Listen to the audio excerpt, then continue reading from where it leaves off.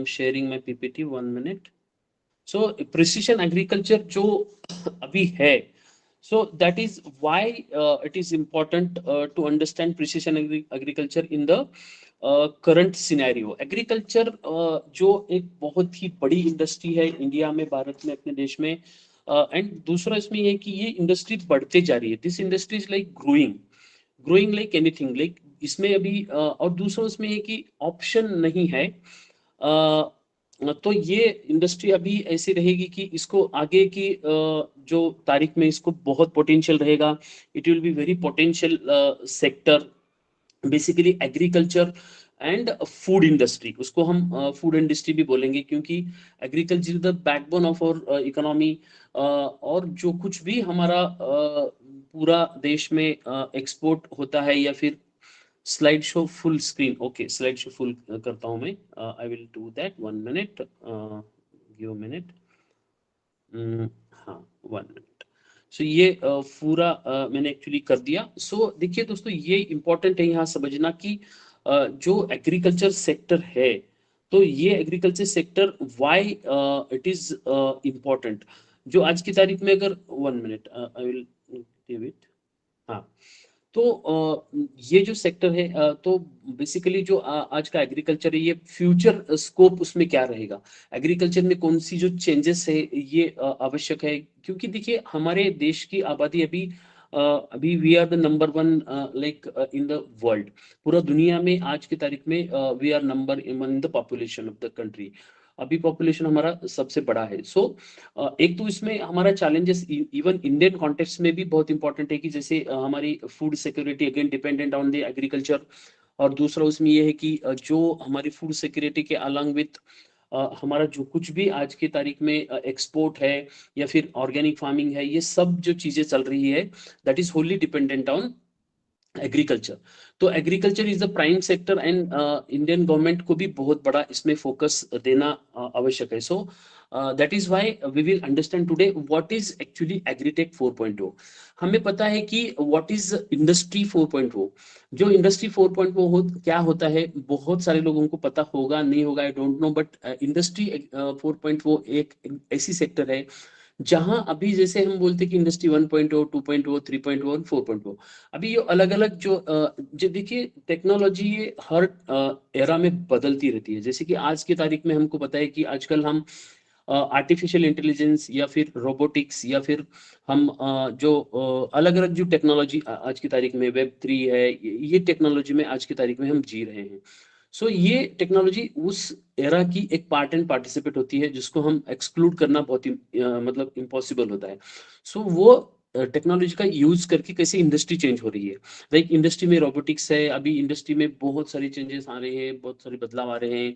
ऐसे ही same agritech 4.0 मतलब क्या है. एग्रीटेक 4. इवन एग्रीटेक अभी 5.0 की भी बात हो रही है, but we will understand first agritech 4.0 ये क्या है. अब और दूसरा उसमें ये कि एग्रीटेक 4.0 का बिजनेस मॉडल में क्या यूटिलाइजेशन है. उसका बिजनेस मॉडल मतलब मनी मेकिंग में, या कंपनीज हम जिसकी बात कर रहे हैं, या हम यहाँ नॉलेज ले रहे हैं, हमारे इवन आपके जो जॉब्स में ये आपको काम आएगा, या आपको कुछ बिजनेस स्टार्ट करना है आपको, उसमें भी आपको काम आएगा. क्योंकि जो अभी नेक्स्ट जो अभी डेकेड है, या फिर नेक्स्ट 10-20 साल हैं अपने इंडियन एग्रीकल्चर के सेक्टर में, तो फ्यूचर में ये टेक्नोलॉजी कैसे बदल रही है, उसका इम्पैक्ट हमारे बिजनेस पे क्या हो सकता है, हमारे करियर पे क्या हो सकता है. बेसिकली उस कॉन्टेक्स्ट में हम बात करेंगे, क्योंकि बेसिकली हमारा ये व्यू पॉइंट होना चाहिए. अपना जो करियर है, मेरा जो करियर है, वो this is related to agritech. Agritech से रिलेटेड है। एग्रीकल्चर तो that is very important, I know it is a science and we have learned in BSc agriculture या फिर वेरियस साइंसेस में हमने जो पढ़ा है, so that is more important, I know that is a nature, we have actually studied that, but along with agriculture there is a term now coming and that is agritech. Agritech, it doesn't mean that only सिर्फ agriculture engineering के लोगों को ही ये technology पता है, ऐसे नहीं।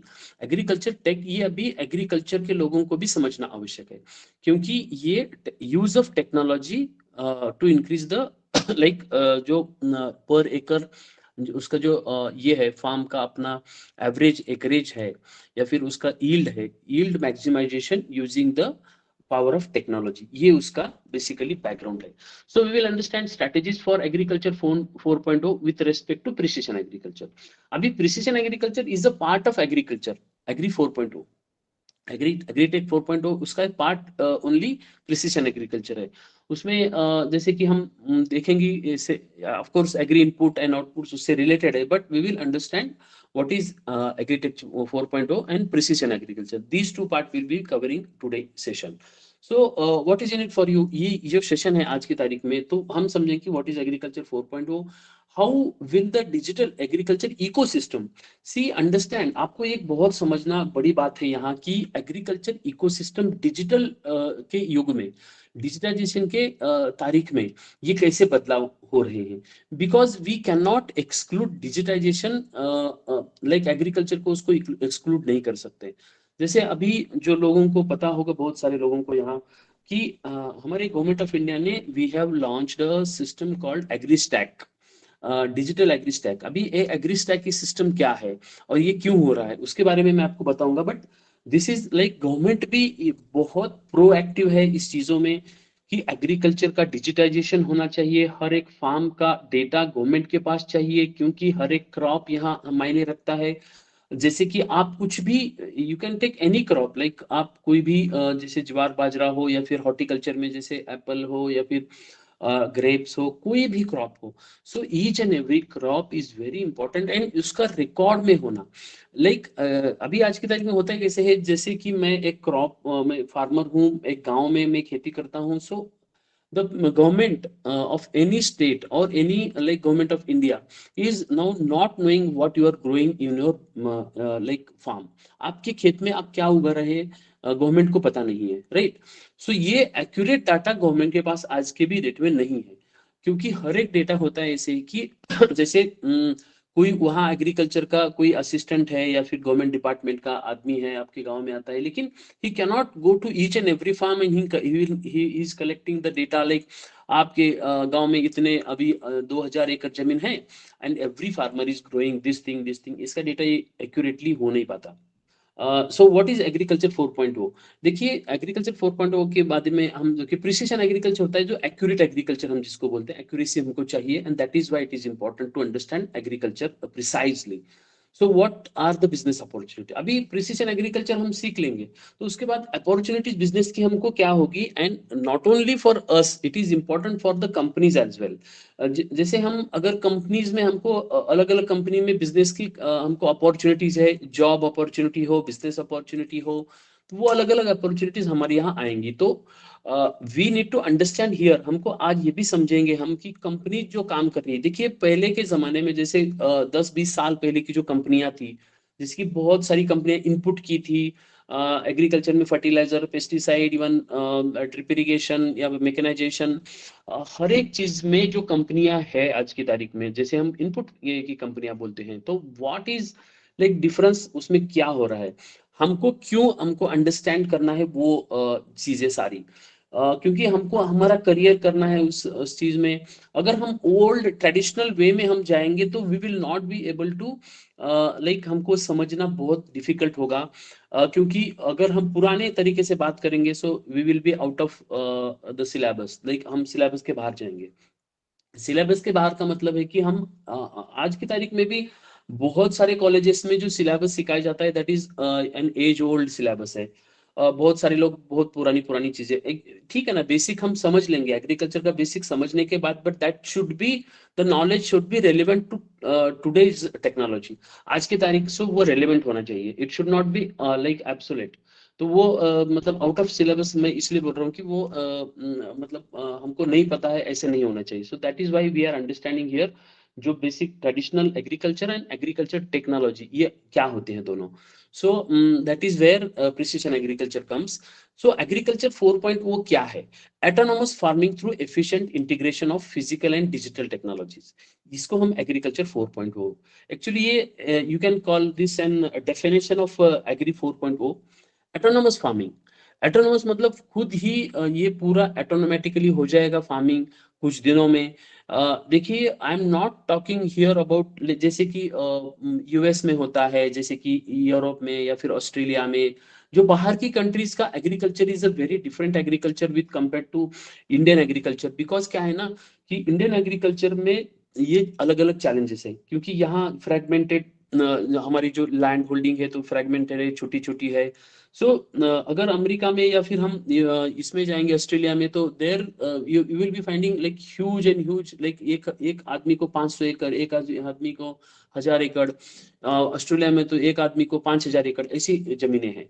सो हमारे यहाँ तो 5 एकड़ 2 एकड़ भी हो तो बहुत मतलब बड़ी बात समझी जाती है। और आज की तारीख में ये fragmentation of agriculture land is the big challenge in front of the government. Government के सामने ये बहुत बड़ा चैलेंज है। सो ऑटोनोमस फार्मिंग हमारे यहाँ डिफरेंट तरीके से होगी। एक्चुअली मैं बाद में इसके बाद में आपको बोलूंगा कि कैसे उसमें हो जाएगा, बट जस्ट उसका डेफिनेशन के लिए मैं आपको बोल रहा हूँ कि autonomous farming through efficient integration of physical and digital technology. आज की तारीख की जो फिजिकल टेक्नोलॉजीज है एंड डिजिटल टेक्नोलॉजीज है, उसको दोनों को कंबाइन करके उसको आपको काम करना पड़ेगा। That is called an agri 4.0। Also दूसरा उसमें क्या है, it also aims to grow more food on less land.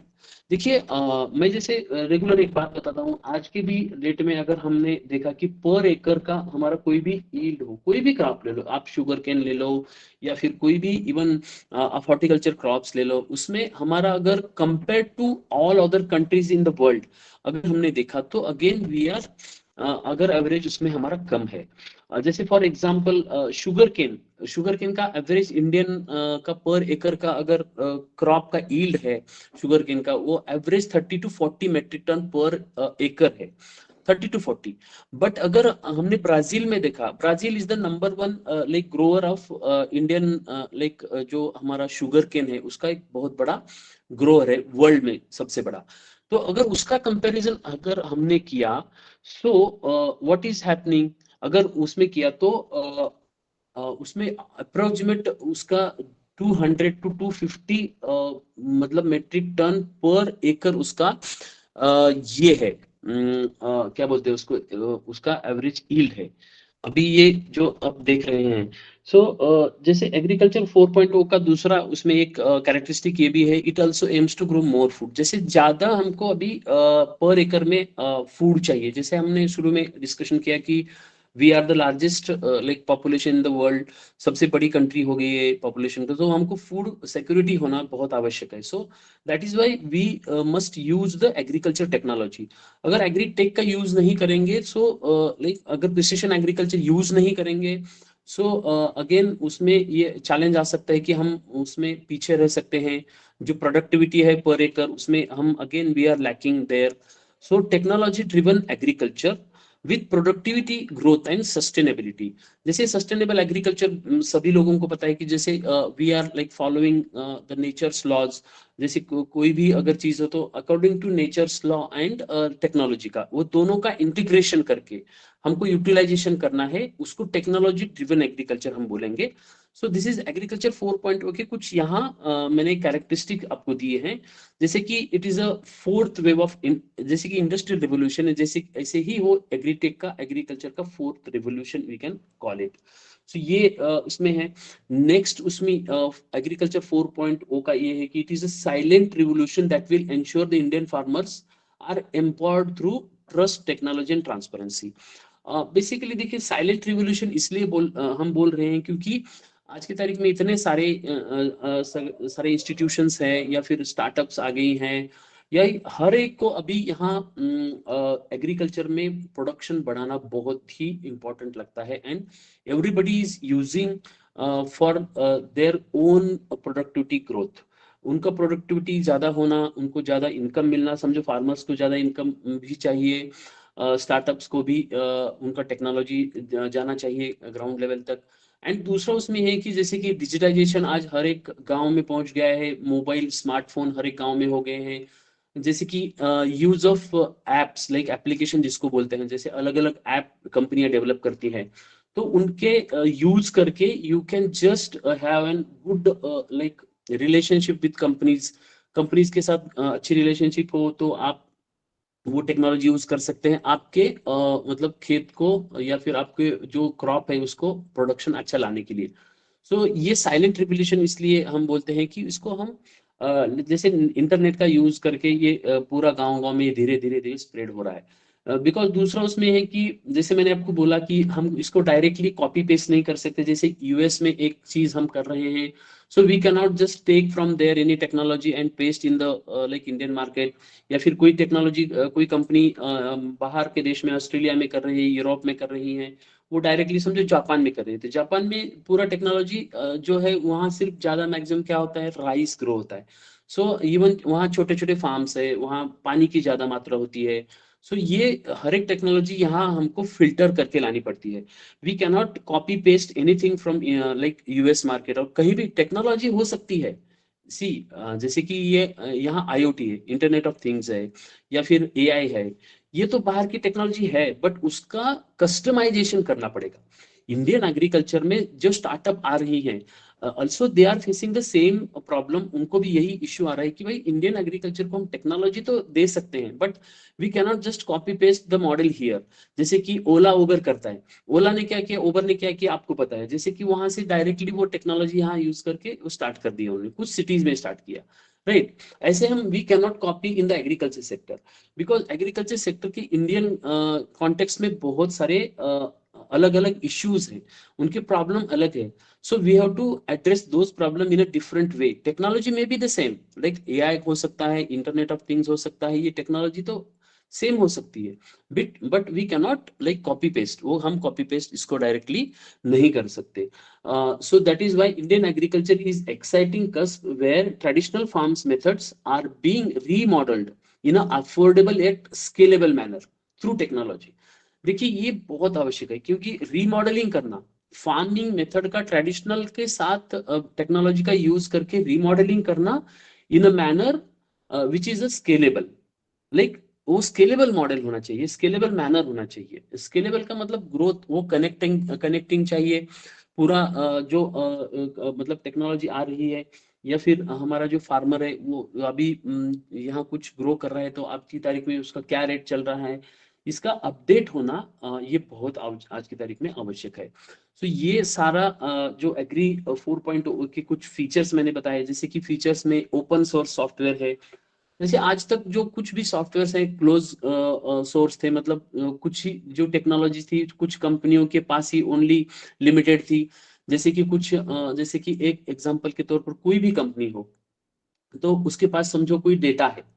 अभी जो डेटा है गवर्नमेंट के पास का डेटा, ये पब्लिक डेटा होता है, that can be used by anybody, but here some of the companies have protected the data with them only।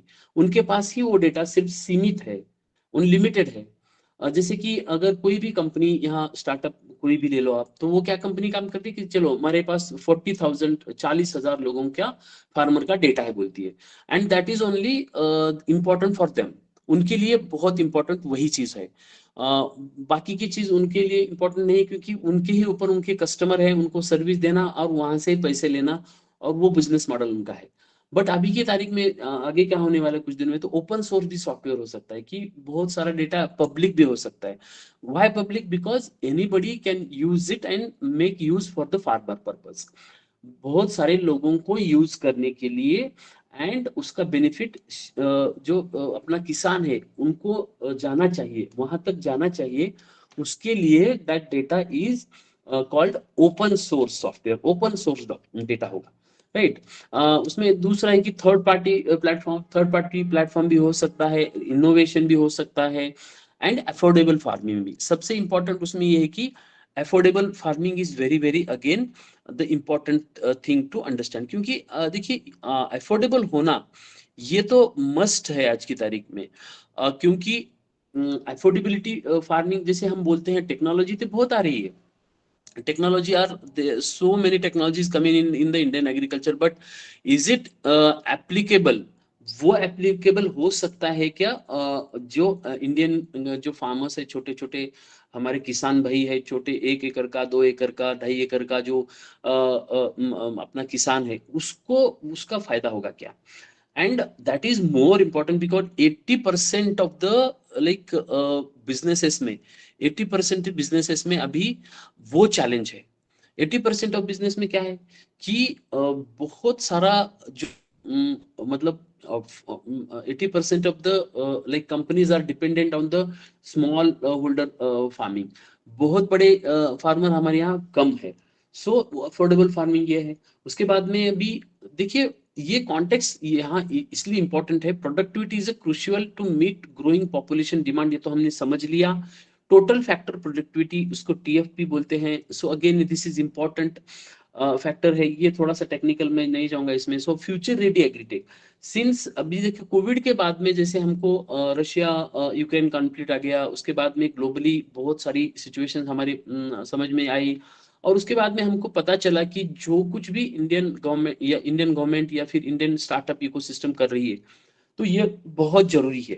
क्योंकि जैसे हम बोलते हैं कि जो फूड हमारा, जो इंडियन एग्री का एक बेसिक सोर्स है, एग्री से आता है food, so that is very very important. And इसलिए ये डेटा बहुत इंपॉर्टेंट हमारे लिए यहाँ है कि जो हमको पता है कि कोविड-19 के बाद एक ही सेक्टर ओपन था, that is agri sector.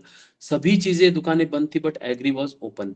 So global food system again it's a very important. देखिए हम यहाँ आज की तारीख में अगर चेक करेंगे तो एक्सपोर्ट्स में बहुत सारी संभावनाएं हैं एग्रीकल्चर से। जैसे कि हमारे यहाँ मिलेट्स है, या फिर जो कुछ भी हम मतलब बनाते हैं, वो सारा मैक्सिमम यहाँ अभी एक्सपोर्ट में जा रहा है। अगर एक्सपोर्ट में ये सभी चीजें जा रही हैं, तो very important to understand the context of like global food system in India. यहाँ से बहुत सारे हम एक्सपोर्ट भी चीजें करते हैं। जैसे कि हमारे यहाँ जो हम मसाले बोलते हैं, मसाले इज आयुर्वेदा मसाले, ये चीजें कुछ यूनिक है हमारे इंडिया में ही, जो कुछ चीजें उनकी खेती होती है। सो ग्लोबल इकोसिस्टम हमको फॉलो करना पड़ेगा। इंटीग्रेटेड डिजिटल फ्रेमवर्क का मतलब है कि एक साथ में सारी चीजें। देखिए दूसरा एक इश्यू इंडियन एग्रीकल्चर में से, कि इंडियन एग्रीकल्चर में जो कॉम्प्लेक्स सिस्टम है, Indian agriculture is very complex.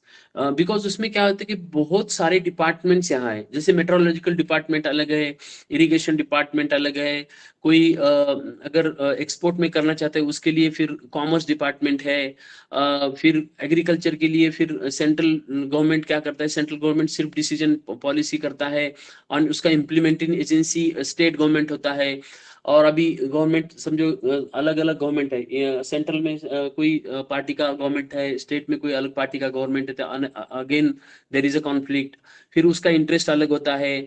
हमारे यहाँ बहुत सारे फार्मर्स के क्या बोलते हैं, बहुत सारे यूनियंस होते हैं, फिर हर एक की विचारधारा वो खुद के इश्यू पे। सो मतलब ये बोलने का मतलब ये, यहाँ this agriculture system in India is very critical.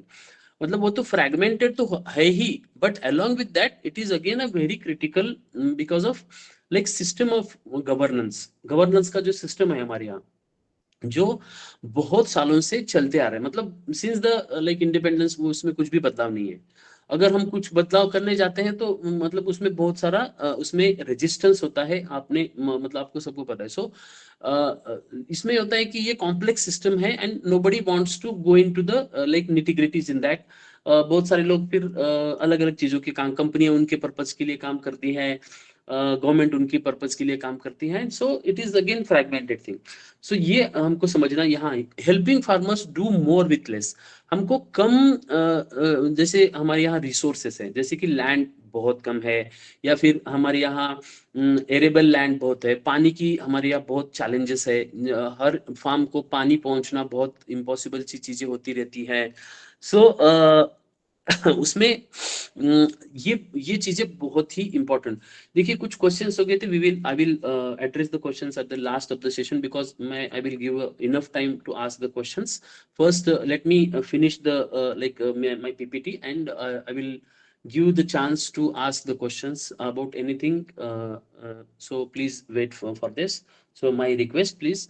So take to lead the agriculture sector. देखिए टेक्नोलॉजी का अभी यहाँ लीडिंग कर रहा है. जैसे मैंने शुरू में बोला कि एग्रीकल्चर, जैसे मैं फॉर एग्जांपल बताता हूँ कि एग्रीटेक क्यों हर जगह आता है. जैसे कि अगर सॉइल की बात करेंगे, सॉइल की अगर बात करेंगे तो शुरू के जमाने में, आज की तारीख में सॉइल में हमको टेस्ट करना और वहाँ एनपीके कितने हैं या फिर माइक्रो न्यूट्रिएंट सॉइल में कितने हैं, इस चीजों के बारे में हमको सिर्फ लैब में पता चलता था, राइट. बट अभी की तारीख में अगर देखा तो सॉइल सेंसर आ गए. तो क्या हो गया, सॉइल चेक करने के लिए भी मशीनरी आ गई, right. Soil science I know, soil science तो मुझे पता है यार, लेकिन उसको अगर अच्छी चीज मुझे करेक्ट अगर करनी है तो प्रिसीशन अगर करना है मुझे एग्रीटेक में, तो soil sensors is the way out. So ये again there comes the technology. Soils testing में भी ये एग्रीकल्चर टेक्नोलॉजी आ गई. अभी आप बोलेंगे उसके बाद में सोइंग करना है हमको. चलो हमने जमीन तो तैयार की, जमीन का टेस्ट भी कर लिया थ्रू सॉइल सेंसर्स. उसमें कुछ कितना मॉइस्चर है, कितना एनपीके है, कितने माइक्रोन्यूट्रिएंट, सभी पता कर लिया हमने. बट उसके बाद हमको सॉइल सोइंग करना है. अभी सोइंग के लिए भी टेक्नोलॉजी है. Again this is called again the precision like sowing methods. या फिर प्रिसिशन की बहुत सारी मशीनरी आ गई अभी सोइंग के लिए. अभी वो क्या करती हैं, लाइक यू कैन जस्ट आप ये कर सकते हैं कि आपका जो डेप्थ ऑफ ईच, मतलब जो हमारा सीड रहता है उसका कुछ डेप्थ होता है. अगर ज्यादा डीप भी नहीं जाना ज्यादा चाहिए और ज्यादा मतलब शैलो भी नहीं चाहिए. तो जमीन के अंदर एग्जैक्ट उसमें कोई समझो 2 या फिर 4 इंच जमीन के नीचे जाना चाहिए, ऐसा हमारा साइंस हमको बोलता है, राइट. तो प्रिसीजन एग्रीकल्चर में वो हम सेट कर सकते हैं. उस मशीन को हम इंस्ट्रक्शन दे सकते हैं या फिर कंप्यूटर पे, या फिर उसका जो कुछ भी सेटिंग होगा वहां जाके हम कर सकते हैं कि भाई तू एक काम कर, जमीन जहां जमीन के नीचे वो आपका जो फरो रहेगा वो that will B only 4 inch नीचे ही जाके वो सीड सो होना चाहिए. उसके नीचे ऊपर नहीं होना चाहिए. अगर नीचे जाता है तो तू नीचे जा, मतलब तू नीचे मतलब वो जो फरो रहेगा वो नीचे जाएगा. So he will adjust according to the soil, this thing soil depth. So ये इसमें आगे प्रिसीजन आ गया. फिर अगेन इसमें टेक्नोलॉजी आ गई. सो हर एक लेवल पे if you ask me, then at each level seed तो that is a biological term, but technology in every place of agriculture, हर एक जगह पे टेक्नोलॉजी का यूज हो रहा है. So that is agritech, उसी को हम बोलते हैं. एग्रीकल्चर तो है, एग्रीकल्चर साइंस भी है, that is nowhere to go. वो तो कहीं नहीं जाएगा, वो तो रहेगा ही. Agriculture is a traditional thing.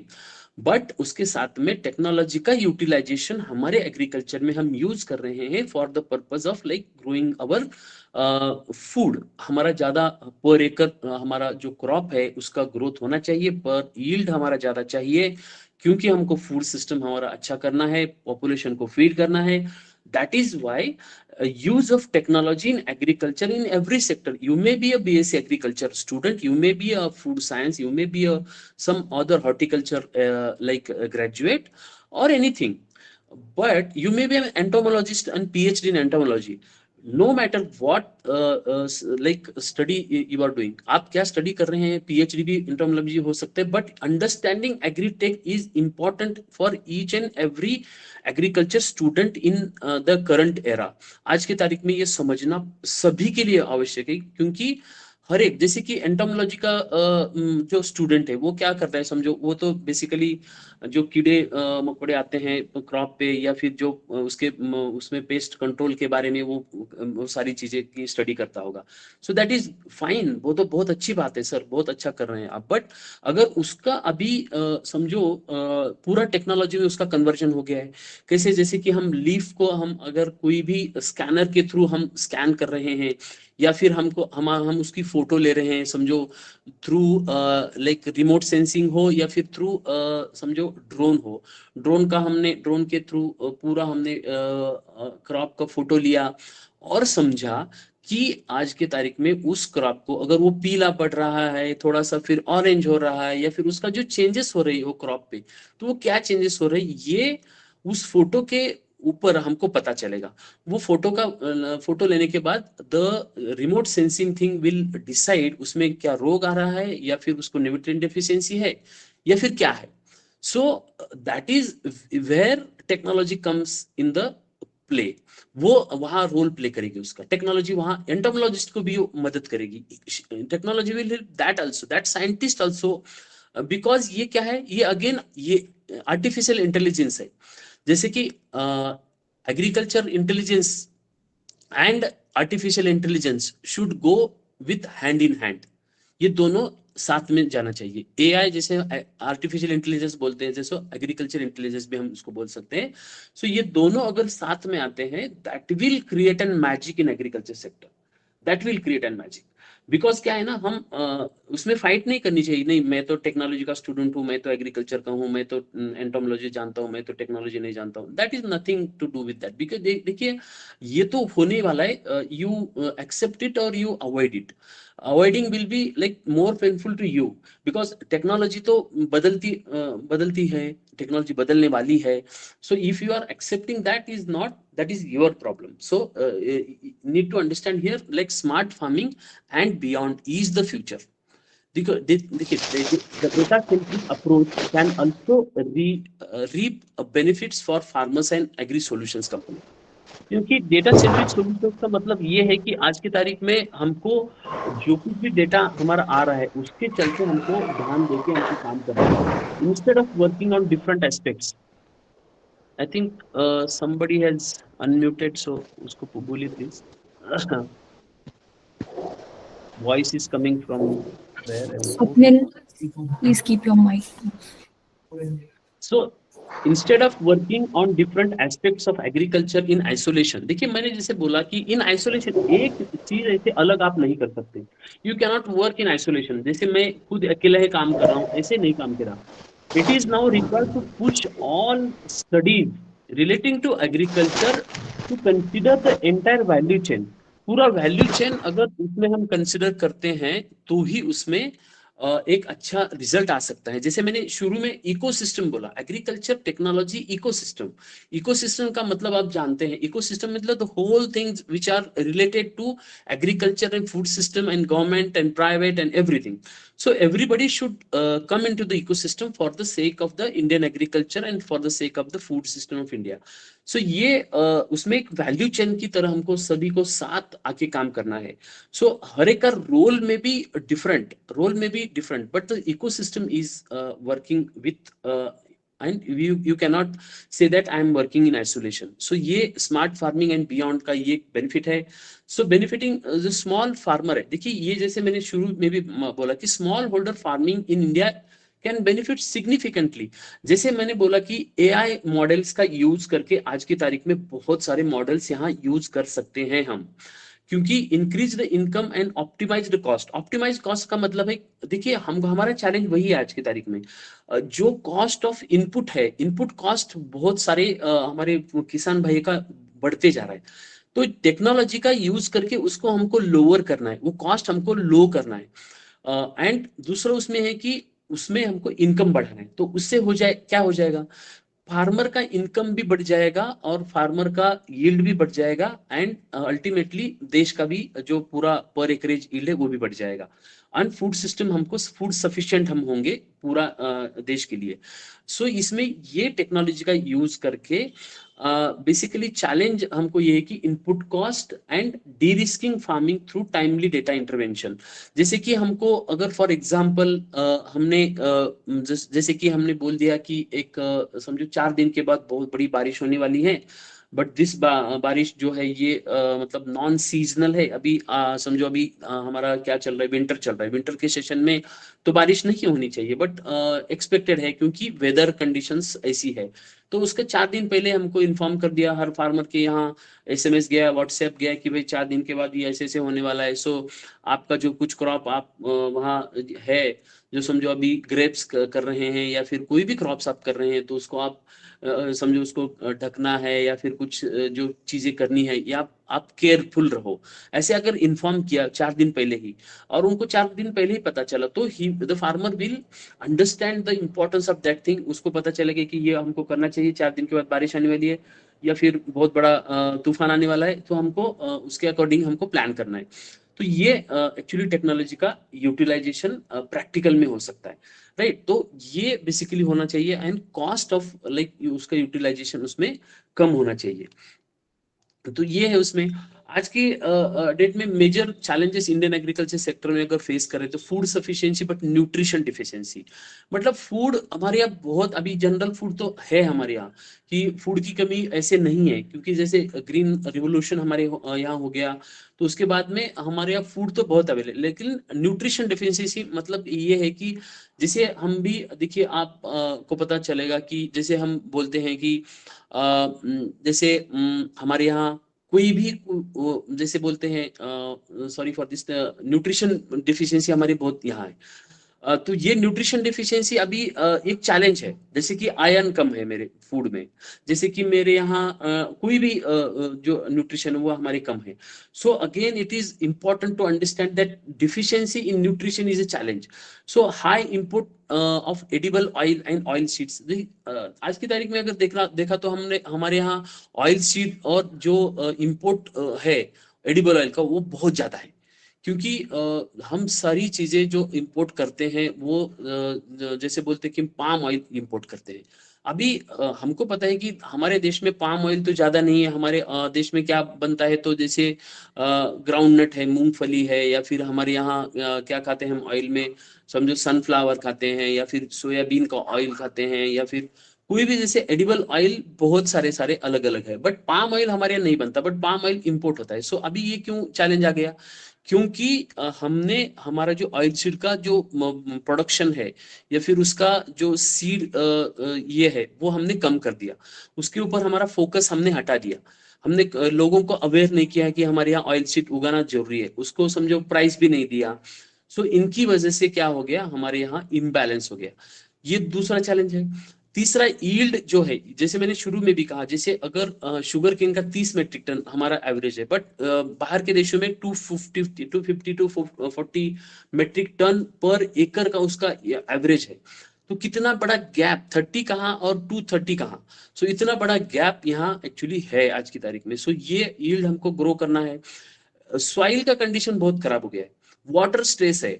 Soil का कंडीशन अभी हमको पता है, बहुत ज्यादा पानी यूज करने से, या बहुत ज्यादा यूरिया यूज करने से, बहुत ज्यादा डीएपी यूज करने से, या फिर ये सारी चीजों से, या फिर बहुत ज्यादा पानी भी यूज करने से, ये सादा ये पूरा इसका चैलेंज आ गया है। तो सॉइल का जो इश्यू है, जैसे हम समझते हैं कि सॉइल एक बहुत ही इंपॉर्टेंट चीज होती है हमारी क्रॉप के लिए। अगर सॉइल नहीं है तो वी कैनॉट ग्रो एनीथिंग। जैसे हमारे यहाँ बहुत सारी मतलब ये भी चलती है कि अवेयरनेस कैंपेन्स होती है कि सेव सॉइल वगैरह। ये हमको डिग्रेडिंग सॉइल एक चैलेंज है हमारे लिए, तो उसको रिप्लेनिश करना, न्यूट्रिएंट्स के साथ उसको ग्रो करना, नेचुरल कंटेंट उसमें रह के उसको ग्रो करना, क्योंकि ये बहुत ज्यादा केमिकल फर्टिलाइजर्स यूज करने से ये सब हो गया है। अगर हम समझो, जैसे हम बोलते हैं आज की तारीख में, जैसे नेचुरल फार्मिंग, या फिर जो नेचुरल फार्मिंग मिशन जो अभी गवर्नमेंट ऑफ इंडिया ने डिक्लेयर किया है, so that is all about the replenishing of soil, degrading soil कम करने के लिए ये किया है। क्योंकि नेचुरल जो रिसोर्सेस हमारे जमीन में रहते हैं, पूरा इकोसिस्टम में, नेचुरल इकोसिस्टम में जो होते हैं, वो हमको यूज करना है। वो अगर यूज करेंगे तो extraction from the soil, soil का एक्सट्रैक्शन नहीं होगा, and soil will be very rich. ये वाटर स्ट्रेस का अगेन प्रॉब्लम है। Again इनएडिक्वेट market infrastructure and linkages. अभी हमने उगा भी लिया, समझो एक एक प्रोडक्ट हमने तैयार भी किया हमारे खेत में, लेकिन उसका मार्केट इंफ्रास्ट्रक्चर हमारे यहाँ नहीं है, मार्केट यहाँ नहीं अवेलेबल है। बहुत बार ये भी हमको चैलेंज आता है कि भाई हमको इसमें रेट अच्छा मिलेगा, सोयाबीन का अगर हमने क्रॉप लिया तो उसको अच्छा प्राइस मिलेगा, या फिर समझो हमने तूर का लिया, तूर का मतलब जो हमारी क्रॉप्स है अलग अलग, तो उसका प्रोडक्ट लिया तो उसका मतलब प्राइस अच्छा मिलेगा क्या उसको। ये क्या है, अनप्रेडिक्टेबल एंड वोलेटाइल प्राइसेस, ये है उसमें। पोस्ट हार्वेस्ट लॉसेस भी बहुत सारे हैं, बहुत बार बारिश आती है तो उसमें कुछ चीजें होती हैं खराब होती है, या फिर हम समझो अभी पेरिशेबल जैसे फ्रूट्स है, वेजिटेबल्स है, जैसे टोमेटो है, टोमेटो पहले दिन हमको उसको काटना पड़ता है, उसके बाद में नेक्स्ट डे हम उसको बाजार में लेते हैं। सो अगर उसके बीच में कई इश्यूज आते हैं, सो अगेन वेस्टेज वहां बहुत सारा है। ये बेसिकली बहुत सारे चैलेंजेस हमारे आज की तारीख में इंडियन एग्रीकल्चर में है। Lack of crop planning due to information asymmetry. जैसे मैंने शुरू में आपको बोला कि जो क्रॉप इंडिया में लगा रहे हैं, जो एडिबल ऑयल की बात नहीं हमने की कि एडिबल ऑयल क्यों इंपोर्ट हो रहा है, क्योंकि लोगों को अवेयरनेस करने में एग्रीकल्चर डिपार्टमेंट फेल है। क्योंकि agriculture department not not eligible, मतलब वो एक्चुअली ये नहीं कर रहा है, उनको लोगों को पॉसिबल ही नहीं हो कन्विंस करने के लिए कि भाई आप ऑयल एडिबल ऑयल का क्रॉप ले लो, जिसकी वजह से हम अच्छा प्राइस देंगे और आप उसको अच्छा रेट मिलने से आपको अच्छा दाम मिलेगा। सो ये एग्रीकल्चर डिपार्टमेंट की फेल्यूर है। ये इसलिए इंपोर्ट करना पड़ता है ये सारी चीजें। क्योंकि ये क्यों हो रहा है, जैसे कि यहाँ बोला है इंफॉर्मेशन इसिमेट्री, उनके पास ही डेटा नहीं है। जैसे कि ये डेटा सब ऑन कॉन्ट्ररी कोई भी मतलब ऑन रैंडम बेसिस पे कलेक्ट किया हुआ डेटा है। गवर्नमेंट ऑफ इंडिया के पास जो डेटा जाता है वो सब स्टेट से जाता है। समझो अभी कुछ तमिलनाडु से डेटा गया, कुछ महाराष्ट्र से गया, कुछ आंध्र से गया, ये अलग अलग डेटा जाता है। लेकिन वहां कहाँ से आता है, उनके जो एग्रीकल्चर स्टेट का गवर्नमेंट का डिपार्टमेंट है उनसे। लेकिन हर एक आदमी हर एक खेत पे पहुंच पाता है क्या, नहीं पहुंच पाता। क्योंकि हर एक खेत में क्या उगा रहा है उसका डेटा उसके पास एक्यूरेट है क्या, नहीं है। So that is why it is called E information E symmetry. तो उसकी वजह से क्रॉप का प्लानिंग नहीं हो पाता। क्योंकि डिमांड क्या हो रहा है मार्केट में, या फिर डिमांड किस चीज का है और उसको क्रॉप को हमको क्या प्लानिंग करना चाहिए, इसका ये गवर्नमेंट कंट्रोल ही नहीं कर पाती। This is again decided by the owner, farmer जो है वो डिसाइड करता है, किसान डिसाइड डिसाइड करता है कि मेरे आज इस साल में मैं मेरे क्रॉप में क्या लेने का है मुझे। जिसका प्राइस समझो लास्ट ईयर में मुझे अच्छा प्राइस मिला सोयाबीन का, तो मैं क्या करूंगा, इस साल भी सोयाबीन डालूंगा। नेक्स्ट ईयर में ऐसा होता है कि वो सोयाबीन को अच्छा नहीं भाव नहीं मिला, तो मैं क्या करूंगा, मैं और अलग कुछ चीज डालूंगा वहां। सो ऐसे यहाँ वो खुद के ऊपर होता है, ये गवर्नमेंट का कुछ उसमें कंट्रोल नहीं है। सो ये भी एक मेजर चैलेंज है एग्रीकल्चर सेक्टर में। सो इसलिए मैं यहाँ बोलता हूँ कि नीड ऑफ इकोसिस्टम थिंकिंग, यहाँ एक साथ आके काम करने की आज के तारीख में जरूरत है। आप लोगों को पता नहीं होगा, लेकिन कुछ लोग जैसे इजराइल की खेती की हम बात करते हैं, तो इजराइल की जो एग्रीकल्चर है यो पूरा कंट्रोल गवर्नमेंट करती है। कोई भी इंडिविजुअल आदमी वहां कंट्रोल नहीं करता, बल्कि वो उनके नाम से भी खेती हो तो भी the whole agriculture is controlled by the government. और गवर्नमेंट क्या करती है, हर एक मतलब जो फार्मर है उनको उसका शेयर देती है। उसका शेयर जितना प्रॉफिट मिल रहा उनका शेयर देती है, अगर वो ओनर होगा। अगर वो एम्प्लॉय भी हो सकता है वहां, तो उसको उसका सैलरी देती है। सो ऐसे एग्रीकल्चर सेक्टर में that is totally controlled by the government of Israel. क्योंकि वहाँ किबुट्स होते हैं, जैसे हमारे विलेजेस होते हैं, वहाँ किबुट्स होते हैं। किबुट क्योंकि एग्रीकल्चर छोटा है बहुत, एंड इतना छोटा होने के बावजूद भी इतना बड़ा प्रोडक्शन वो कर पाते हैं बिकॉज ऑफ इकोसिस्टम थिंकिंग। क्योंकि हर एक आदमी खुद तय नहीं करता कि मुझे क्या करना है, मुझे क्या नहीं करना है। वो गवर्नमेंट डिसाइड करते है कि इस साल ये हो पाएगा, इस साल इस ये 1000 एकड़ में हम ये करेंगे। सो क्योंकि अल्टीमेटली फार्मर को क्या है ना, फार्मर को क्या है, फार्मर को सिर्फ आखिर के एंड में क्या चाहिए, पैसे चाहिए ना। समझो साल के आखिर में उसको 10 लाख रुपए मिले या 5 लाख रुपए मिले, तो प्रॉफिट वो चाहता है कि भाई मुझे कुछ भी आप यहाँ कर लो, आपकी तारीख में मुझे आप उसका शेयर दे दो, मुझे प्रॉफिट दे दो। यही यही है ना आखिर। मैं भी अगर फार्मिंग करता हूँ, मेरा अल्टीमेट ध्येय क्या है कि भाई मुझे उस फार्मिंग से कुछ फायदा होना चाहिए, मेरा कुछ उसमें लॉस नहीं होना चाहिए। सो ये इकोसिस्टम आज की तारीख में हमारी इंडिया में नहीं है, बट दैट इज नीडेड। अगर आपको लॉन्ग रन में जाना है, या पीओज है, या फिर बड़े इकोसिस्टम में अगर थिंकिंग करना है। क्योंकि जैसे मैंने बोला कि छोटी छोटी लैंड, छोटी छोटी जमीनें हैं, अगर उसको एक साथ मिला के हमको करेंगे तो ही एग्रीकल्चर फायदे में होगा। हम अगर टुकड़े की खेतियों में काम कर रहे हैं, 2 एकड़ कोई है, कोई एकड़ है, कोई आधा एकड़ है, कर रहा है, मेरी मर्जी से चल रहा है, मेरे मर्जी से कर रहा है, बट लेकिन उसमें वो फायदेशीर नहीं होगा, वो नॉट प्रॉफिटेबल एग्रीकल्चर, वो प्रॉफिटेबल नहीं होगा। बिकॉज क्योंकि एग्रीकल्चर में समझो 1000 एकड़ पे एक ही क्रॉप मैंने कुछ लगाया है, एंड उसको ही मैं इकोसिस्टम थिंकिंग लेके कोई फार्मर प्रोड्यूसर के कंपनी को वो पूरा माल दे रहा हूँ। समझो टोमेटो की खेती हम कर रहे हैं, और टोमेटो की 1000 एकड़ मैंने 1000 एकड़ लगाई मेरे गांव में, और सभी को मैंने साथ लिया, फार्मर को मैंने बोला कि नहीं, आपको आपका जो प्रोडक्ट है उसको हम भाव देंगे, आपको क्या मतलब है, आपको रेट मिलने से मतलब है। तो मैंने मेरी फार्मर प्रोड्यूसर कंपनी में मैंने प्रोसेसिंग यूनिट लगाया, एंड मैंने उसके ऊपर प्रोसेस किया टोमेटो टोमेटो के ऊपर मैंने उसका कुछ केचप बनाया, फिर उसका या फिर कुछ भी बनाया फाइनल प्रोडक्ट, एंड मैंने बोला कि हर एक 1000 फार्मर को भाई आपका जो कुछ प्रोडक्ट है, जो कुछ टोमेटो मेरे इसमें डालिए, मेरे फार्मर प्रोड्यूसर कंपनी पे, आपका जो कुछ रेट है मार्केट से थोड़ा सा कहीं कम या फिर मार्केट के लेवल पे मैं आपको रेट दे दूंगा, यही गांव में रेट दे दूंगा आपको, जहाँ तालुका लेवल पे जाने की जरूरत नहीं है। तो क्या हो जाएगा, तो एक बड़ा बदलाव आ जाएगा। ये 1000 एकड़ अगर एक ही क्रॉप लगाएंगे तो ही तो फार्मर प्रोड्यूसर कंपनी को भी फायदा होगी, उनको भी वो उसके ऊपर प्रोसेसिंग करके उसको भी अगर अच्छा भाव मिला, समझो वो फूड प्रोसेसिंग की कंपनी है, उसको केचप बनाती है, केचप अच्छे भाव से बिकता है, सो उसका ही फायदा वो फार्मर को दे देगा। सो ये इकोसिस्टम थिंकिंग बहुत आवश्यक है, इसके अलावा इकोसिस्टम थिंकिंग एग्रीकल्चर में नहीं हो सकता, otherwise this Indian agri system will be the same, like कितना भी उसमें टेक्नोलॉजी आएगा but this will be like this only. So agriculture sector is a large diverse heterogeneous complex sensitive ecosystem. मैंने जैसे शुरू में बोला कि एक लार्ज भी है, डाइवर्स भी है, हेटेरोजेनियस है, कॉम्प्लेक्स है, सेंसिटिव भी है। An attempt to transform the sector needs to be imbibe and ecosystem thinking and digital ecosystem होना चाहिए। डिजिटल इकोसिस्टम हो तो ही इसमें काम चलेगा, otherwise it is an again a problem. Government of India is promoting NMDA like national mission on digital agriculture, agri stack, अभी agri stack का launch हो गया है, but this agri stack system is like way I think 2-3 years back उसका launch हो गया था।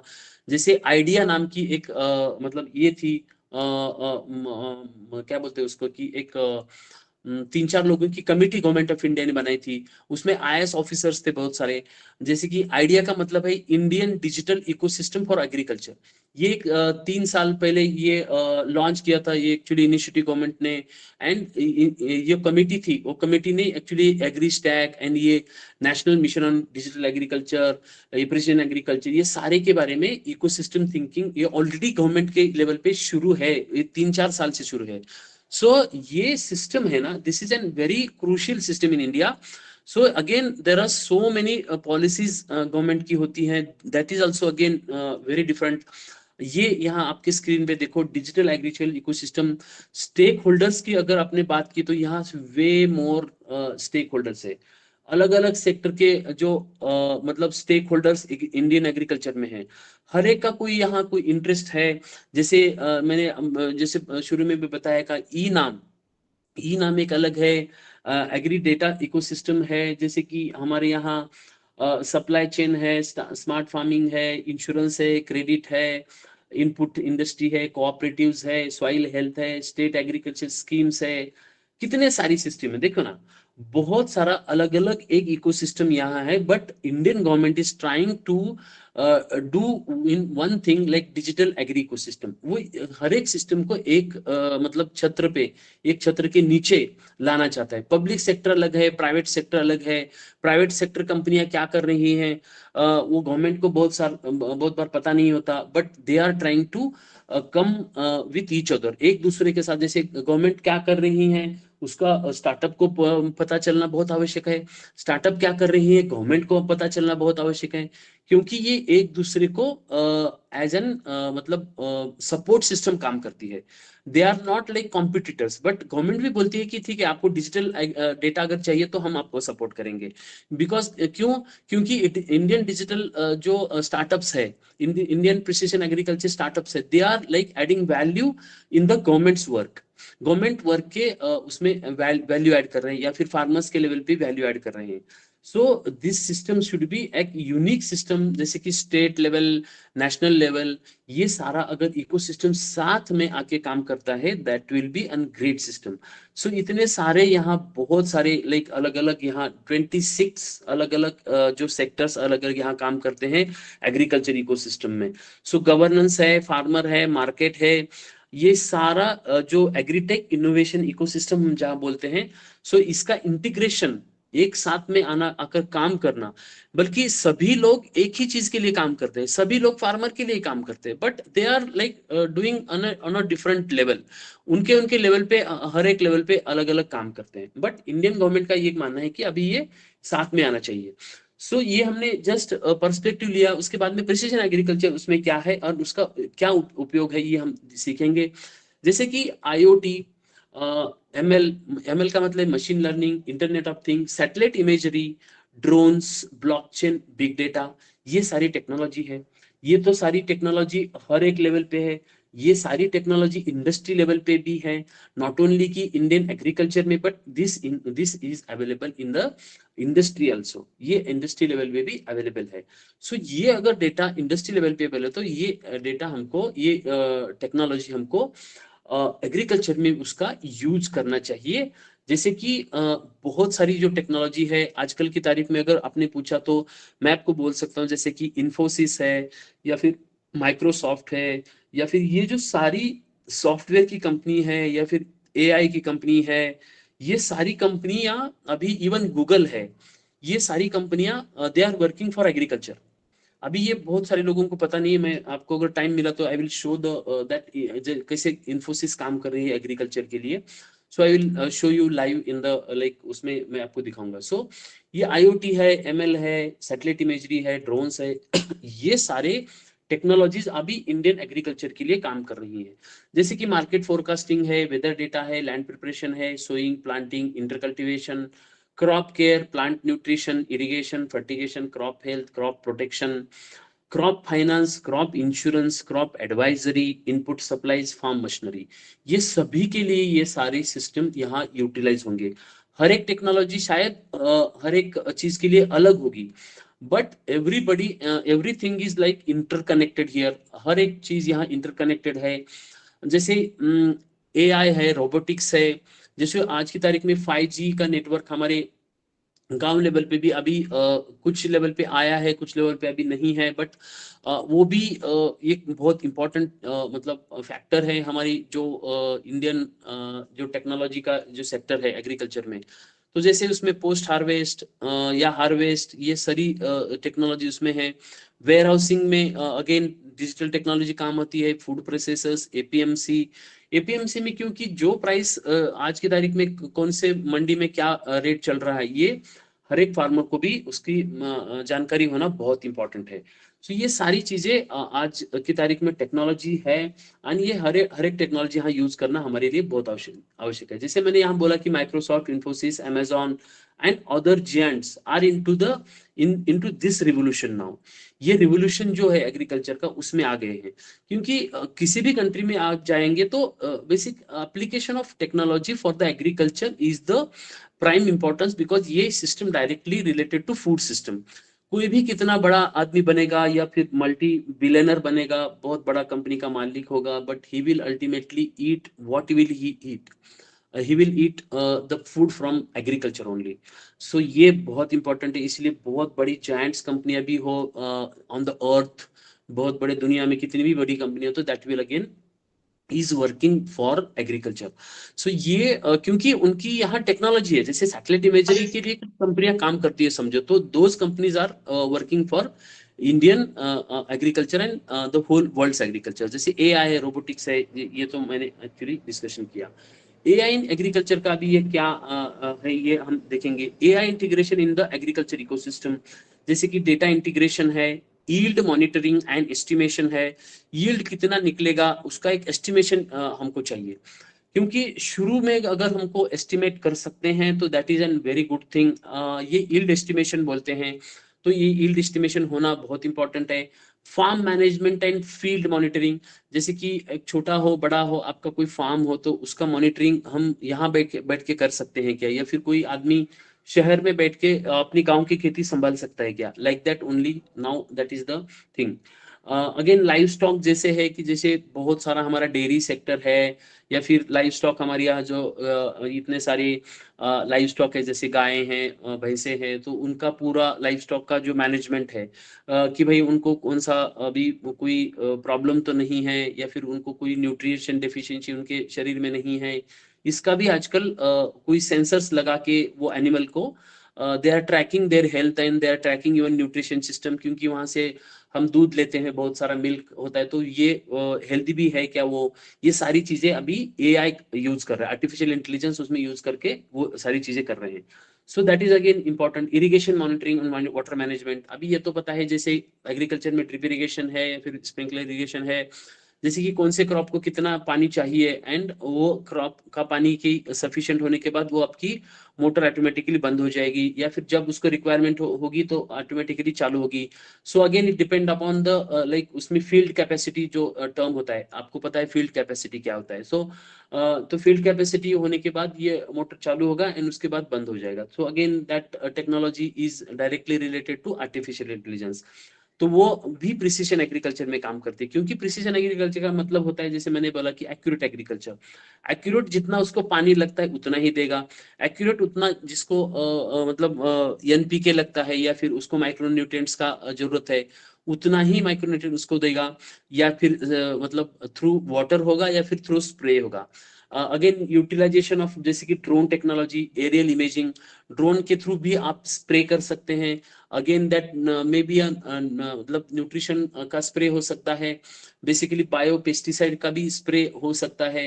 अगर आपको पेस्टिसाइड नहीं चाहिए तो यू कैन ड्रोन टेक्नोलॉजी को वो आप यूज कर सकते हैं।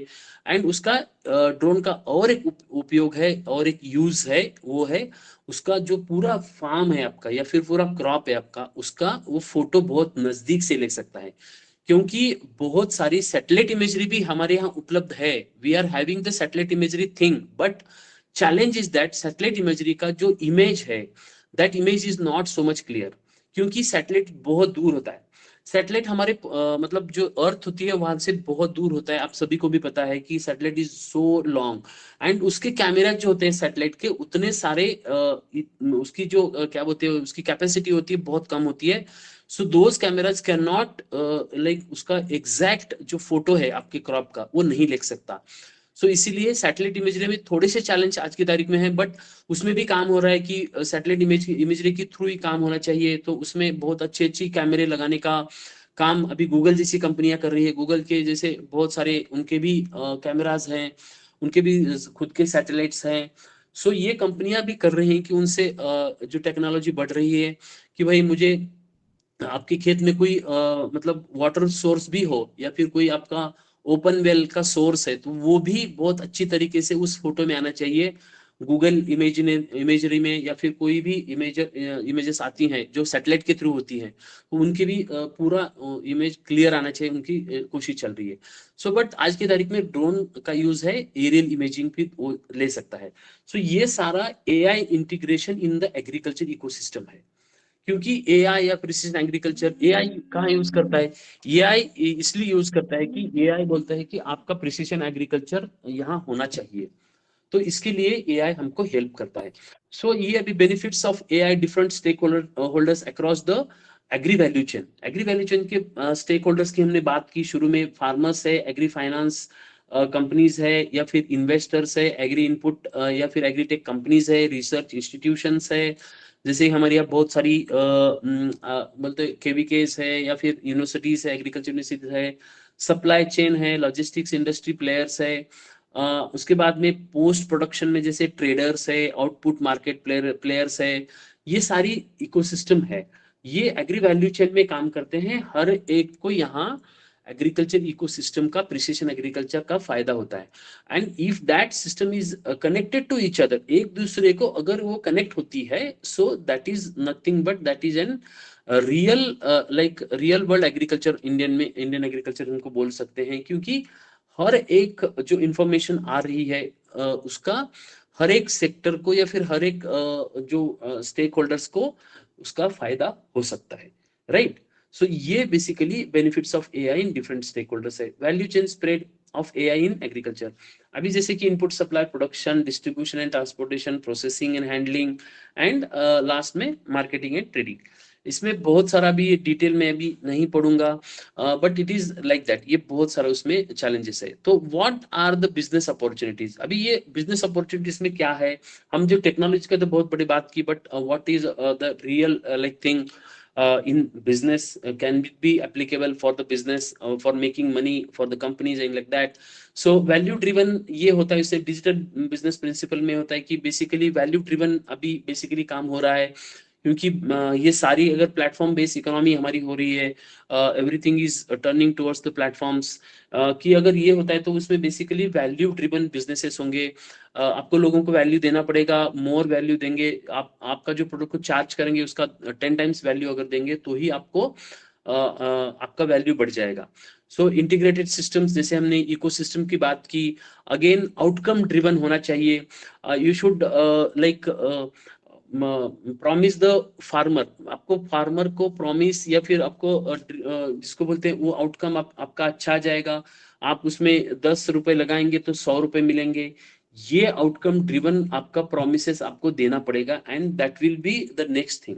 आपको वो उसके लिए काम करना पड़ेगा, and every company is like doing that, every company actually working on that. उनको वो देना ही है, लोगों को देना ही पड़ेगा, नहीं तो वो आपके ऊपर आपका कस्टमर नहीं बन सकती। So that is the challenge. Digital business principle में उसमें चॉइस अभी देखिए फार्मर का है, क्योंकि अभी कुछ दिनों में ऐसा हो जाएगा कि फार्मर के पास सभी डेटा रहेगा, सभी लोगों के पास उसका डेटा रहेगा, बट उसको चॉइस रहेगी किसका किसका मुझे ये करना है, चॉइस करना है, मुझे कौन चूज करना है मेरे ऊपर रहेगा। सो दूसरा उसमें है कि यूनिवर्सल एक्सेस, वो तो डिजिटल टेक्नोलॉजी होने के कारण उसका एक्सेस उसके गांव में भी रहेगा या फिर किसी राज्य में भी रहेगा, वो किसी भी कोने में रहेगा तो भी उसका एक्सेस उसमें हो जाएगा। सो डिजिटल टेक्नोलॉजी प्रिंसिपल्स में क्लाउड फर्स्ट, मोबाइल फर्स्ट, ये तो हम देखेंगे। डेटा इज एन एसेट, ये जस्ट उसके फॉर इंफॉर्मेशन मैंने यहाँ देगी। अगर किसी को कंपनी बिल्ड करनी है तो उसके लिए डेटा शेयरिंग, स्टैंडर्ड्स, प्राइवेसी, ये उसके लिए है। अभी हम यहाँ देखेंगे कि जो business opportunity across the agriculture value chain. अभी क्रॉप प्लानिंग, क्रॉप प्लानिंग में क्या उसका है, देखिए यहाँ टेक्नोलॉजीज एआई है, एमएल है, या फिर स्टैटिस्टिकल मॉडल्स है, बिग डेटा है, ये सारी यहाँ काम करेंगी। अभी ये कौन से सेक्टर पे काम करेंगी, उसका वैल्यू प्रोपोजिशन क्या है? Planning the extents, locations and variation varieties of crop. जैसे अगर आपको क्रॉप प्लानिंग करना है तो एआई यूज कर सकते हैं। क्यों, कैसे? अगर लोकेशन है या फिर कोई आपका एग्रोक्लाइमेटिक जोन है, या फिर कोई सॉइल कंडीशन है, या फिर वैरायटी है क्रॉप की, ये पूरा सिलेक्शन ऑफ वैरायटी भी आपको एआई करके देगा। क्योंकि एआई के पास तो एआई को ट्रेन कर दिया है कि कौन से क्रॉप में, कौन से सॉइल में, कौन से क्रॉप क्लाइमेटिक कंडीशन में कौन सा क्रॉप अच्छा आएगा, तो ये एआई को तो मालूम है ना। अगर यहाँ का साइंटिस्ट को रख देंगे कितना टाइम लगाएगा वो, और उसको भी पता नहीं चलेगा कि नहीं यार कितने यहाँ आएगा कि नहीं, बोलेगा मुझे पता नहीं यार, वो तो रिस्क भी नहीं लेगा। बट ये क्या है ना कि एआई यहाँ काम कर रहा है, एआई को हमने ट्रेन किया है कि भाई ये अगर आप यूज करेंगे, ये टेक्नोलॉजी यूज करेंगे तो आज की तारीख में ये क्रॉप अच्छी यहाँ यील्ड करके देगा। तो ये क्या हो गया, उसका प्लानिंग हो गया। मतलब जो क्रॉप प्लानिंग है, ये क्रॉप प्लानिंग, माइक्रो प्लानिंग या फिर माइक्रो प्लानिंग, ये एआई करके दे सकता है। So focus on import submission, nutrition and export revenue, ये पूरा भी इसके लिए micro planning of any crop ये यहाँ हो सकता है, राइट। अभी दूसरा उसमें क्या है, कल्टीवेशन। देखिए जैसे फार्मिंग एज ए सर्विस, जैसे हम फास्ट बोलते हैं, तो ये फास्ट में बहुत सारी अभी कंपनियां चल रही हैं, जैसे कि through aggregation, innovative services, productive provided by multiple service providers, जैसे कि एमएल है, आईओटी है। तो इसमें जैसे कि drone, satellite data aggregation platform, जैसे कि बहुत सारी प्लेटफॉर्म हमारे आज की भी अगर स्टार्टअप बहुत सारी इस मॉडल पे काम कर रही है, जैसे फार्मिंग एज सर्विस करती हैं। सो वो कंसल्टेंसी भी प्रोवाइड करती हैं, इंटीग्रेटेड न्यूट्रिएंट मैनेजमेंट, या फिर कुछ कंपनियां अभी जैसे कि क्रेडिट भी देती हैं कि भाई आप हमारा ये प्लेटफॉर्म यूज करो, हमारा ऐप डाउनलोड करो, तो हम आपको ये सॉइल का हेल्थ कार्ड भी चेक करके देंगे फ्री में, आपका जो एडवाइजरी, क्रॉप एडवाइजरी हम फ्री देंगे, या फिर ये सारा डेटा हम आपको मार्केट वैल्यू क्या चल रहा है, मार्केट का एक्सेस भी देंगे। ये सारी अभी आजकल चीजें चल रही है। This is nothing but it is an smart fast बोलते हैं, जिसको फार्मिंग एज सर्विस बोलते हैं, स्मार्ट फार्मिंग। तो ये कल्टीवेशन का डेटा, इसके लिए भी ये काम आएगा आपको।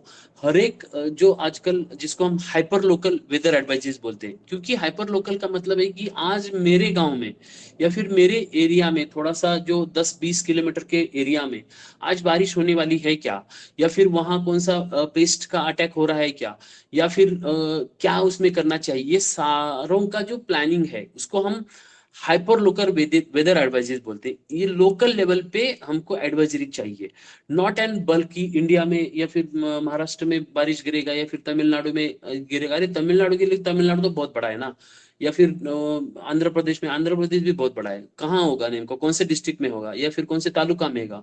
सो this is now love important. So ये हाइपर लोकल पे अगर एडवाइजरीज आप स्टार्ट करेंगे या फिर जाएंगे तो that is again very profitable. उसमें नेक्स्ट है कि मार्केट। अभी देखो जैसे मैंने आपको बोला कि मार्केट एक बहुत इंपॉर्टेंट चीज होती है। मार्केट का intelligence, demand and price prediction, storage, warehousing करना, या फिर उसमें कोल्ड चेन में जाना है क्या। अगर आपका पेरिशेबल प्रोडक्ट है, कोई फ्रूट है, जैसे कि आप समझो ग्रेप्स लेते हैं, तो ग्रेप्स लेते हैं तो उसमें क्या फिर उसमें कोल्ड चेन में जाना पड़ेगा आपको। वेयरहाउस करके फायदा नहीं है कि वेयरहाउस में खराब हो जाएगा। उसमें आपको कोई कोल्ड चेन की या फिर आपको एक अच्छा ये करके वहां आपको स्टॉक करना पड़ेगा। सो ये सारी चीजें जो एग्रीगेशन है, सो ये हाइपर लोकल लेवल पे AI, satellite data and IoT उसमें काम करती है। नेक्स्ट है उसमें क्वालिटी डेटा। देखिए क्वालिटी टेस्टिंग का आपको पता होगा सबको कि क्वालिटी टेस्टिंग सर्टिफिकेशन ये बहुत आवश्यक है आज की तारीख में। हर एक का ट्रेसेबिलिटी का भी इश्यू है। एक्सपोर्ट लेवल पे हम जाना चाहते हैं तो एक्सपोर्ट लेवल पे भी आज बहुत बड़ा एक इम्पोर्टेंट आज के तारीख में हो रहा है।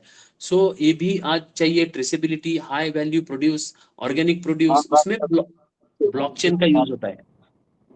आई थिंक कौन बात कर रहे हैं भाई आप, जरा म्यूट कर दीजिए please. So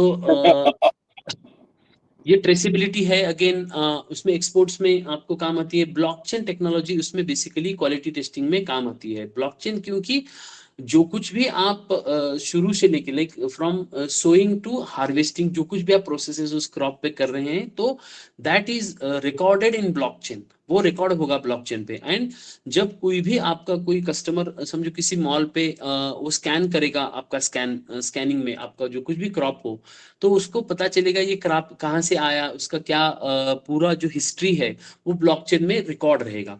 so blockchain technology वहां काम करती है। तो ये सारा इंपॉर्टेंट है यहाँ। जैसे यहाँ बहुत सारी जो एग्रीकल्चर टेक्नोलॉजीज काम करती हैं, जैसे आईओटी में जो काम करती है यहाँ दो तीन जो अमेरिका में या फिर वर्ल्ड लेवल पे काम करती है अलग अलग कंपनियों के यहाँ नाम मैंने दिए हैं, जैसे एआई में, रोबोटिक्स में, ड्रोन्स में, प्रिसिशन एग्रीकल्चर में, agri biotech, big data, controlled environment agriculture, regenerative agriculture, या फिर कनेक्टिविटी टू टेक्नोलॉजी जैसे कि एग्री लिंक। ऐसे बहुत सारी जो 5290, ये पूरा वर्ल्ड लेवल का डेटा मैंने यहाँ दिखाया है। ऑफ कोर्स इसमें से बहुत कम कंपनी इंडिया में है, but technology they are like bringing. जैसे मैंने बोला कि कॉपी पेस्ट नहीं हो सकता है यहाँ इंडिया में। सो जस्ट टेक्नोलॉजी का कैसे यूज कर सकते हैं या फिर उसका कस्टमाइजेशन करके आप स्टार्टअप शुरू कर सकते हैं। आप भी स्टार्टअप को शुरू कर सकते हैं एग्रीटेक में। जितने मैंने चैलेंजेस या प्रॉब्लम स्टेटमेंट मैंने यहाँ दिए हैं, उस प्रॉब्लम को स्टेटमेंट को अगर आप चैलेंज लेके काम करेंगे, उसके अकॉर्डिंगली काम करेंगे, so even you can build a startup here, you can build a agri startup in India. So that is because क्या है, अगर कुछ दिनों में हमने देखा तो या फिर कुछ सालों में देखा तो approximate 100 agri startups raised approximate $1.33 billion का उन्होंने फंड रेज किया है। बहुत सारे 139 डील्स 2022 तक काम ये है। बहुत सारे यहाँ 37 डील्स, 58 डील्स, एंड लास्ट 2023 में आई थिंक 44 या फिर उससे ज्यादा भी हुए होंगे। तो ये डील्स लास्ट कुछ ईयर्स में फंड रेजिंग के राउंड्स यहाँ हुए हैं। बहुत सारी अभी जो एग्रीकल्चर में जो सेक्टर में जो फंड की कंपनियां हैं, इन्वेस्टर्स आते हैं, सो वो भी जो फंडिंग की कंपनीज आती है वो भी अभी इंटरेस्टेड है, क्योंकि उसका अगेन स्टार्टअप फाउंडर क्या कैसे है एंड स्टार्टअप फाउंडर कैसे काम करते हैं, उनकी टेक्नोलॉजी क्या है, उनका बिजनेस मॉडल क्या है, again it depends on all this things. So input and output business model में ये भी बेसिकली ये फ्यूचर कैसा है उसके बारे में थोड़ा सा मैं आपको इंफॉर्मेशन दूंगा। इनपुट सप्लायर्स का कैसे शिफ्ट हो रहा है, जैसे कि ट्रेडिशनल इनपुट सेलिंग अभी बदल रही है। जैसे प्रीवियसली सिर्फ शॉप के उधर काम होता था, now it is shifting to like crop advisory के चलते ही आपका काम हो जाएगा, क्योंकि क्रॉप एडवाइजरी एक बहुत इंपॉर्टेंट है। पहले जैसे शुरू में रैंडम एग्रीकल्चर होता था, but now it is in precision agriculture. तो प्रिसिजन एग्रीकल्चर में एवरीथिंग शुड बी प्रिसाइज, बहुत ही प्रिसीजन से काम लेना पड़ेगा, पानी कितना देना है, या फिर कितने वहाँ स्प्रे करने हैं, या फिर वहाँ कितने हमको फर्टिलाइजर के डोजेस देने हैं, ये सारा ओनली प्रिसाइज एप्लीकेशन होगा। So because of that the modern mechanics उसको हम बोलते हैं, द मॉडर्न मतलब अभी नए जमाने में उसका मैकेनिक्स कैसे होगा। ओएनडीसी आया है, अभी ट्रेडिशनल डीलर्स अभी आउट ऑफ द वे जा रहे हैं, ओएनडीसी के चलते बहुत सारा अवेलेबिलिटी ऑफ जैसे इनपुट उनको अवेलेबल हो जाएगा। So they can purchase from anywhere. वहां उनको जरूरी नहीं है कि आपके दुकान पे ही आ जाए, नॉट नेसेसरी। क्योंकि क्या है कि आपकी दुकान में आने की उनको जरूरत भी नहीं है, क्योंकि अगर वो ऑनलाइन सब चीजें अगर मिलती होंगी, उनके उनके खेत पे मिलती होगी, और अलॉन्ग विथ उनका एडवाइजरी मिलती होगी, so why should they come to your physical shop, आपके फिजिकल शॉप में वो क्यों आएंगे। So that is the thing. Again plant nutrition, fertigation, PGR, soil health, biopest, eco friendly, poison free products will gain the pull in the market. ये सारी चीजें अभी भी मार्केट में बहुत सारी मतलब गेन करनी है, ट्रैक्शन उनको बढ़ रहा है। सो ये चीजों के ऊपर आपको काम करना पड़ेगा आने वाले दिनों में, क्योंकि ये मार्केट डिमांड है, तो ये चेंज होने वाला है। आप बोलेंगे मैं नहीं चेंज होऊंगा तो, but market is changing. So that is important. Again farm machinery services will be on rental, क्योंकि हर एक को ट्रैक्टर में अफोर्ड करना बहुत इम्पॉसिबल हो गया है। पंजाब में इतने सारे अभी मतलब हमारे किसान भाई है, हर एक के पास 9-10 लाख का ट्रैक्टर है। अभी अगर इकोनॉमिक्स हमने देखा वो ट्रैक्टर का कितने दिन चलता है, तो again it's a huge problem. क्योंकि ट्रैक्टर का यूटिलाइजेशन कितने हम दिन करते हैं, जैसे 365 डेज होते हैं साल में, तो हम कितने दिन उसका यूज करते हैं। So again it's a matter of like utilization in the business. जैसे बिजनेस में हम काम करते हैं, एक मशीनरी हम परचेस करते हैं, तो उसका यूज करते हैं क्या हम। अगर यूज नहीं करते हम, हमारे सिर्फ हमारे क्या बोलते हैं हम, हमारा कॉलर टाइट करने के लिए नहीं, हम देखो हमारे पास भी ट्रैक्टर है, हमारे खेत के सामने भी खड़ा है, या फिर मेरे सामने भी मेरे घर के सामने भी ट्रैक्टर खड़ा है, इसके लिए ट्रैक्टर लेते हैं, तो that is very bad thing to do. Because क्या है ना कि अगर फार्म मशीनरी रेंटल पे मिलती है, तो why should I go for the purchase of like 9 lakh 9 lakh का प्रोडक्ट हमने क्यों लूंगा मैं। तो ये again that is a policy of tractor companies की पॉलिसी है कि भाई नहीं, हर एक के पास ट्रैक्टर करो, ट्रैक्टर के पास लोन अवेलेबल कर दो। नहीं आपको पैसे नहीं है तो नहीं, कोई प्रॉब्लम नहीं सर, आप हमारे लोन ले लो, आप ट्रैक्टर ले लो। बस ये कंपनियां हाईलाइट करती हैं। बस जो सरपंच है गांव का, वो बहुत बड़ा आदमी है, हमारे यहाँ महाराष्ट्र में पाटिल बोलते हैं, वो पाटिल बहुत बड़ा आदमी है, फिर पाटिल के पास तो ट्रैक्टर चाहिए ना यार, 9 लाख का ट्रैक्टर है तो पाटिल किस काम का। सो ऐसी चीजें मतलब लोग एक्सपांड करते हैं फॉर देयर ओन मार्केटिंग के पर्पज के लिए, सेल के पर्पज के लिए, बट लेकिन कॉस्ट इकोनॉमिक्स उसमें नहीं है। I mean to say that कि कॉस्ट इकोनॉमिक्स उसमें नहीं है, तो ये कॉस्ट इकोनॉमिक्स लाना पड़ेगा। सो जैसे कि इसलिए फार्मर रेंटल सर्विसेज, जैसे कि एक आधी एफपीओ शुरू कर सकती है। समझो आपके गांव में एफपीओ है, तो that FPO can start their own rental business. उनका रेंटल बिजनेस भी हो जाएगा, फार्मर के हेल्प भी हो जाएगी, सारा प्रोडक्ट भी उनके पास आ जाएगा। तो ये सारा जो टेक्नोलॉजीज है आगे की चीजों में आने वाला है। So all these things will be like farm automation की हो जा रही हैं। जैसे कि due to IoT farm machines will be smart connected to mobile app के ऊपर हम सारी चीजें कनेक्टेड होंगी। सारी फार्म मशीनरी हमारे मोबाइल एप्स के ऊपर भी चलेगी, काम करेगी। एंड जो इंटरनेट ऑफ थिंग्स के ऊपर भी, हर एक मशीन में आईओटी होगा। अगर हर एक चीज में आईओटी होगा, तो जहां जहां इंटरनेट है वहां वहां से हम उसको ऑपरेट कर सकते हैं। जैसे कि मैं यहाँ बैठ के कहीं मेरी गांव में खेती चलती है, तो वहां की मशीन शुरू कर सकता हूँ। वहां की अगर एग्जैक्टली कोई भी मशीन चल रही है, तो हार्वेस्टिंग भी मैं कर सकता हूँ यहाँ बैठ के। लाइक एग्जैक्टली आईओटी का मीनिंग भी वही है, कि हर एक मशीन में अगर मैं इंटरनेट बिठा दूंगा, so that machine will be like automatic machine. There is no need to go for any like manual thing. वो मशीनरी मैनुअल आपको चलाने की वहां जरूरत नहीं है। So that is the thing like going to happen in future days. So hope we will like see those days. So the FPOs, APMCs, food processors will be able to produce the right time at the farm gate. अभी farm gate जो होता है, farm gate का मतलब है कोई भी farm है अपना, तो वहां तक हमारा जो होता है, तो उसको हम फार्म गेट बोलते हैं। हमारा खेती तक जाता है वो रोड, वो फार्म गेट। सो एफपीओ जो रहेंगी या फिर एपीएमसी रहेगी, फूड प्रोसेस, बेसिकली उसमें रोल ज्यादा एफपीओ का है, फूड प्रोसेसर्स का है। क्योंकि ये लोग ज्यादा मतलब मंडी में जाने की जरूरत ही नहीं होगी फार्मर को। वो कोई एफपीओ होगा या फिर कोई फूड प्रोसेसर होगा, वो बोलेगा नहीं मेरे पास ये पूरा 1000 मेंबर्स है, उसमें से आप एक फार्मर है, तो मैं आपके फार्म के गेट से ही आपको पूरा मैं आपको लेके जाऊंगा, आपका जो कुछ भी माल तैयार हुआ है आप मुझे रॉ मटेरियल दे दो। आपको कुछ जैसे मैंने बोला कि अगर आप टोमेटो लेते हैं तो टोमेटो का प्रोसेसिंग का यूनिट यहाँ है, तो मैं आपको यहाँ से ही उठाऊंगा आपको। तो इस तरह का सिस्टम होना चाहिए बाकी के मतलब इसके बाद में। तो द लाइक फार्मर प्रोड्यूसर जो कंपनीज है, इसका रोल बहुत बड़ा इसमें बेसिकली है। तो जैसे ब्लॉकचेन है, टोकनाइजेशन है, ये बहुत सारी अभी टेक्नोलॉजी, उसके बारे में मैं डीप में नहीं जाऊंगा, बट जैसे कि यहाँ ओएनडीसी के बारे में मैंने बात किया है, टोकनाइजेशन ये बहुत आगे की टेक्नोलॉजीज भी है। वेब 3 जिसको बोलते हैं, आप बाद में कभी इसका स्क्रीनशॉट लेके वेब 3 क्या होता है, ओएनडीसी क्या होता है, टोकनाइजेशन क्या होता है, ये आप टेक्नोलॉजीज नई एग्रीकल्चर में आ रही है तो ये आप सर्च कर सकते हैं गूगल में बाद में इस सेशन के बाद। So you will understand what are the new technologies coming in agriculture. So data will not be the power. अभी देखिए ये वेब 3 का क्या मतलब है। वेब 3 का मतलब है, जिसके पहले हम बोलते थे डेटा इज पावर, बट अभी डेटा का डिसेंट्रलाइजेशन हो रहा है। वेब 3 में क्या हो जाएगा, डेटा का डिसेंट्रलाइजेशन हो रहा है। Data is power and up until now has been the held and mentioned be a very small pool by institution। बहुत सारे लोगों को लगता थी डेटा इज पावर, बट अभी गवर्नमेंट इस तरीके से सोच रही है कि उसका मैनिपुलेशन हो रहा है कि एंड उसका मोनोपोली भी हो रहा है। जी डेटा मेरे पास है तो मैं मैनिपुलेट करूंगा एंड मोनोपोली भी करूंगा। मतलब मैंने जैसे एग्जांपल दिया है, कोई कंपनी है, समझो कोई देहात नाम की कंपनी है, तो वो क्या बोलती है सभी डेटा फार्मर का मेरे पास है, तो I will be the king.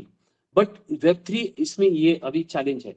Web 3 क्या हो जाएगा, वेब 3 के थ्रू ये पूरा डेटा का सोर्स जो होगा वो फार्मर होगा, जो कस्टमर रहेगा वो कस्टमर के पास चॉइस रहेगी कि मुझे किसको ऑर्डर देना है या फिर किसको मुझे चूज करना है, उसका चॉइस मेरे पास होगा। So that is an web 3 technology. ये again like game changer technology है। And like scratching the surface, ये मैंने जैसे आपको बोला, just this is an just मैं आपको this is an start of precision agriculture sector, like scratching of surface जिसको बोलते हैं, बहुत ऊपर ऊपर की बात हम कर रहे हैं। तो एंडलेस अपॉर्चुनिटीज है।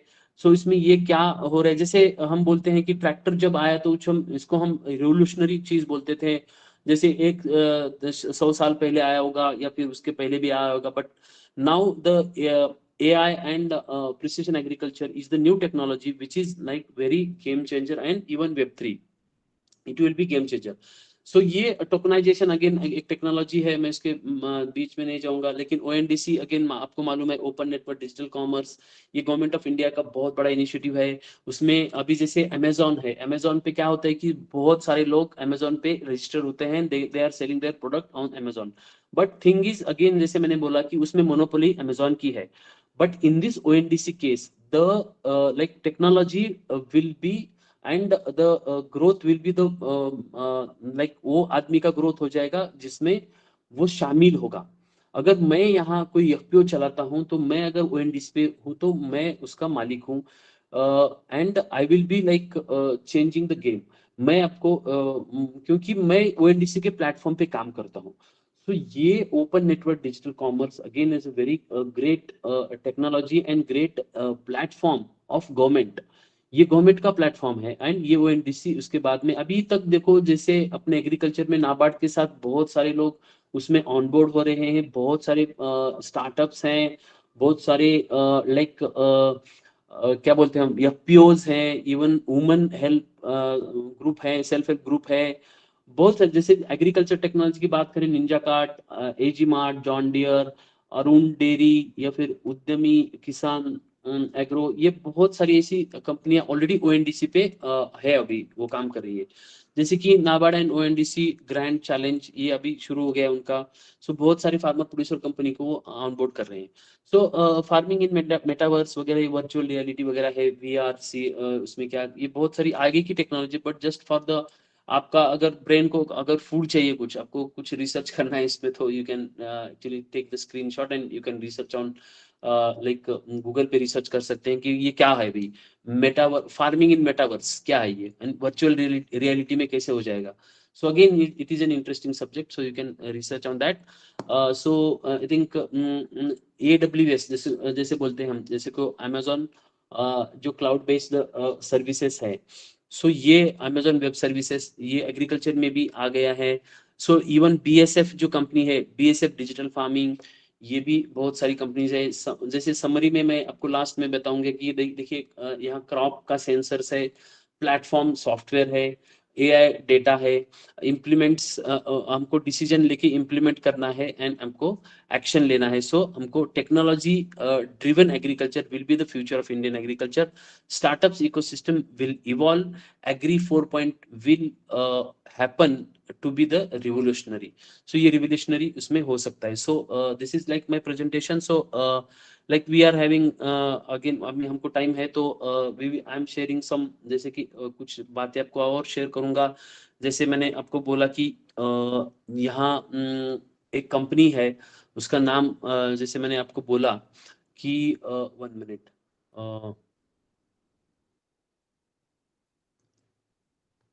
सो I am sharing my screen with in a minute. जैसे इन्फोसिस जो है, इन्फोसिस एग्रीकल्चर में क्या कर रहे हैं. जैसे कि इन्फोसिस एग्रीकल्चर एक एक्चुअली कंपनी है एंड वो जैसे हमको पता है कि इन्फोसिस बहुत बड़ी एक कंपनी है एंड ये टेक बेस्ड कंपनी है, सॉफ्टवेयर की कंपनी है and that company is a very big company. Narayan Murthy साहब की वो कंपनी है. It is a huge and big company, all we no.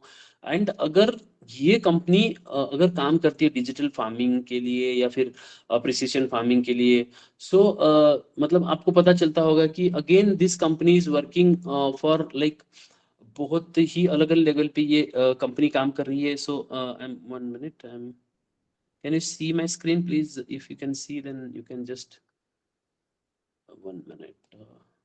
Yes. So ये आप देखो, being future proof, that's AI first. Navigate your next in agriculture. देखिए अगर हमने देखा तो क्लाइंट डिजिटल जर्नी, जैसे हम यहाँ देखा तो उसमें हम अगर डिजिटल जैसे इसको हम एजाइल डिजिटल सर्विसेज आर्किटेक्चर इसको हम बोलते हैं. सो एग्रीकल्चर में एजाइल डिजिटल सर्विसेज, एजाइल का मतलब समझते हैं आप, जो एकदम फास्ट हो, ऐसे agile. So navigate your next agriculture. The circular economy demands responsible production, resource conservation, waste reduction and recycling of effluents. An AI first approach empowers agriculture enterprises to optimize resources, minimize waste and maximize value. So ये उनका like tag line या फिर जिसको हम बोलते हैं कि vision mission, इस विजन मिशन पे ये काम करते हैं. बेसिकली AI ड्रिवन एग्रीकल्चर जिसकी मैं बात कर रहा था, सो that is N the thing where this Infosys company is we know all that these companies ये जो कंपनी AI में या फिर सॉफ्टवेयर्स में इज वेरी बहुत इनोवेटिवली काम करते हैं ये लोग. कोई भी स्मार्ट टेक्नोलॉजी हो, ये क्योंकि इनकी बहुत बड़ी जो रिसर्च की टीम है, साइंटिस्ट की इनकी टीम है, सॉफ्टवेयर्स डेवलप करते हैं, सॉफ्टवेयर इंजीनियर्स की ह्यूज एंड ह्यूज रिसर्चर्स की टीम है इनकी. So they are all like researching on like how to use AI, how to use digital in agriculture. Agriculture के लिए ये सारी जो टेक्नोलॉजी है कैसे यूज करना है इसके लिए काम कर रहे हैं. सो यहाँ अगर देखा आपने agile digital system architecture agriculture में, farmer facing digital farming platform, mobile first customer solution. देखिए मोबाइल फर्स्ट भी आया है क्योंकि मोबाइल एप्लीकेशन जो है, मोबाइल हर एक के यहाँ आज है, तो मोबाइल फर्स्ट यूज करके हम कैसे यूज कर सकते हैं. एग्री कस्टमर एक्सपीरियंस वो उसमें हम कर सकते, जैसे कि इसमें फार्मर CRM. देखिए वो एक्चुअली जैसे एंटरप्राइज रिसोर्स प्लानिंग है, फार्मर CRM. अभी फार्मर CRM की जैसे पुणे में एक स्टार्टअप है कि हर एक क्रॉप के लिए वो काम करती है. कोई भी क्रॉप में कितना खर्चा आता है, कितने बार उनको स्प्रे करने पड़ते हैं, टोटल उसका खर्चा कितना आता है, उसके बाद में उसमें प्रोडक्शन कितना आएगा, उसका रेट क्या होगा, उसका कैलकुलेशन करके आपको बताती है. So that is N called an farmer CRM, वो एंटरप्राइज रिसोर्स प्लानिंग, जिसको हम ERP बोलते हैं. सो दैट इज ऑल्सो वर्किंग, ये कंपनी उसमें भी काम करती है. डेटा एनालिटिक्स, मार्केट ऑटोमेशन, ये भी बहुत ही मतलब आगे की बातें हैं. But even you can imagine how companies are working in agriculture sector. IoT solution for sensors, drones and weather stations, digital farming solution driven model crop farm. ये हर एक क्रॉप के लिए फिर या फिर हर एक क्रॉप के लिए, क्योंकि हर एक क्रॉप अलग है उसका एक आप समझते हैं कि एग्रीकल्चर के स्टूडेंट हो तो यू कैन अंडरस्टैंड उसका एक पूरा बायोलॉजिकल साइकिल होता है। जैसे अगर कोई टोमेटो लगा 3 महीने का साइकिल होगा, या फिर कोई ज्वार हो तो उसका अलग साइकिल होगा, उसकी इवन बायोलॉजिकल सिस्टम अलग होगी, उसका बायोलॉजिकल नाम अलग होगा, तो इवन उसकी क्रॉपिंग सिस्टम अलग है। तो everything has to be like उसको एआई उसमें काम करेगा। ये क्या करेंगे, धीरे धीरे एआई को उसमें ट्रेन कर देंगे। हर एक क्रॉप का डेटा उसमें फीड रहेगा। Everything will be like automated. कोई भी हम ज्वार बोलेंगे, कोई कितनी सारी वैरायटी, समझो अपने इंडिया में अभी 100 टाइप की ज्वारें हैं, ज्वार उगाते हैं, समझो 100 टाइप की। तो 100 टाइप का जो अलग अलग कौन सी उसमें है, उसके नाम क्या है। देखिए देखिए, हम तो मालूम है कि अभी आज चैट जीपीटी की हम भाषा करते हैं, तो चैट जीपीटी जो हम सोचते हैं कितने समय में चैट जीपीटी देता है, कितने विद इन सेकेंड देता है कि नहीं। हम जो चीजें इमेजिन भी नहीं कर सकते, but ChatGPT is giving way more like than our imagination. हमने हमारे की इमेजिनेशन से बहुत सारे आगे वो चला जाता है। So the same way in agriculture also this is like going to happen. ये मतलब होने जा रहा है कि हम सोचेंगे नहीं नहीं, ये एग्रीकल्चर में हम बोलेंगे नहीं ज्वार में कितने टाइप्स बनती है इंडिया में, उसके पहले वो ज्वार के बारे में पूरा आपको कहाँ है, कैसी है, कहाँ बनती है, ये सारा डेटा आपको वो एआई दे देगा। So I mean to say that here ऐसा जो डिजिटल का प्लेटफॉर्म है इस तरीके से काम कर रहा है। So this needs to be understood for each and every student by agriculture. हर एक जो स्टूडेंट है, आप बायोलॉजी सीखते हो या फिर बायोटेक्नोलॉजी में हो, I don't know, but you also need to know this agriculture technology because this technology is going to disrupt in your sector. आपके सेक्टर में ये डिसरप्शन करने जा रही है, this is going to disrupt. So like ये बहुत सारी चीजें मैं यहाँ आपको बताऊंगा, बट आई थिंक कुछ क्वेश्चंस भी होंगे तो हम लेंगे। अगेन एक आपको एक आई थिंक वन चीज एक चीज है मैं आपको दिखाऊंगा, जस्ट मैं देखूंगा वो चीज यहाँ है क्या। हाँ, इन्फोसिस 5G एग्रीकल्चर एक आपको मैं दिखाने वाला हूँ। देखिए उसमें ना बहुत सारे एक रिसर्च भी चालू है। इवन जैसे हम बोलते हैं ना कि जैसे बड़ी बड़ी जो इंडस्ट्री की जो बॉडीज है, वो भी उसके ऊपर जैसे फिकी है, फिकी आपको मालूम होगा, जो फिकी भी उसके ऊपर काम करते हैं। ऐसे बहुत सारी गवर्नमेंट की जो एजेंसीज है वो काम कर रही है, क्योंकि उनको भी पता है कि जो एग्रीकल्चर सेक्टर बदल रहा है, सो ये उसमें कैसे काम करेगा। सो उसका एक मैं रिपोर्ट है, मैं आपको एक शेयर करूंगा 1 मिनट में, तो you can see that how agriculture Infosys agri, हाँ yes, redefining agri in A I, FICCI and P W C. P W C आपको पता होगा शायद, बहुत सारा जो डेटा है मैंने यहाँ से भी लिया है, जो मैंने अभी पीपीटी आपको दिखाई, सो उसके रिसोर्सेस ये भी हैं। Redefining agriculture through artificial intelligence, predicting the unpredictable. So ये पीडब्ल्यूसी आपको पता है कि ये बहुत बड़ी जो ये है फर्म है, प्राइस वाटर कूपर हाउस, पीडब्ल्यूसी बोलते हैं। पीडब्ल्यूसी एक बहुत बड़ी कंसल्टिंग कंपनी है actually, it's a huge consulting company in the world. बहुत बड़े जो गवर्नमेंट्स भी डिसीजंस लेती है तो ये पीडब्ल्यूसी के, एंड फिकी तो आपको मालूम होगा कि जो फिकी है ये गवर्नमेंट ऑफ इंडिया की जो फिकी है, so that is also working in this sector. So ये सारे बहुत सारे अभी लोग यहाँ हैं जो इन्होंने रिपोर्ट तैयार की है। सो ये एक्चुअली एक रिपोर्ट है कि जो आगे का एग्रीकल्चर कैसे काम करेगा, फ्यूचर एग्रीकल्चर क्या रहेगा।